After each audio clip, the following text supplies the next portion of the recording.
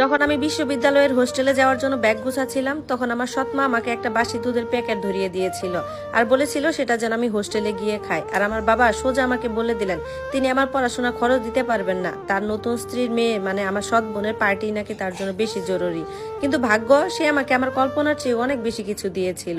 ভর্তির দিন সকালেই সৎমা একটা অচেনা ব্র্যান্ডের দুধের কার্টুন এনে আমার ব্যাগে ঢুকিয়ে জান্নাত স্টোরি আর বললো নাও এটা হোস্টেলে গিয়ে খেয়ে নিও। আর ওই দুধটা ছিল ঈদের সময় কারো দেওয়া, অনেকদিন ধরে পড়েছিল, কেউ ছুঁয়েও দেখেনি। বাবা দরজার পাশে হেলান দিয়ে দাঁড়িয়ে ঠান্ডা গলায় বললেন এই টার্মে তোমাকে আর একটা টাকাও দিতে পারবো না। তাছাড়া তুমি তো এই ছুটিতে এসে কিছু কাজ করে টাকা জমিয়েছিলে তাই না, মাসে 500 টাকা করে 4 মাস চালিয়ে নিতে পারবে। আমার হাত তখন কাঁপছিল আমার বাবার কথা শুনে, জামা কাপড়গুলো গুছাতে গিয়ে যেন জমে গিয়েছিলাম। ওদিকে বাবার অন্য মেয়ে আমার সৎ বোন মোবাইলে চোখ গুজে হঠাৎ চিৎকার করে উঠলো, ইয়া টিকিট পেয়ে গেছি বাবা, তাড়াতাড়ি ফ্লাইট বুক করো, আর 5 স্টার হোটেলে থাকতে চাই আমি। বাবা তাকে জড়িয়ে ধরে হাসতে লাগলেন আর বললেন হবে মা, হবে, সব হবে। আমি দাঁড়িয়ে দাঁড়িয়ে সবকিছু দেখতেছিলাম যেন এই বাড়িতে আমি কেউ না, আমি একটা বাড়তি বোঝা।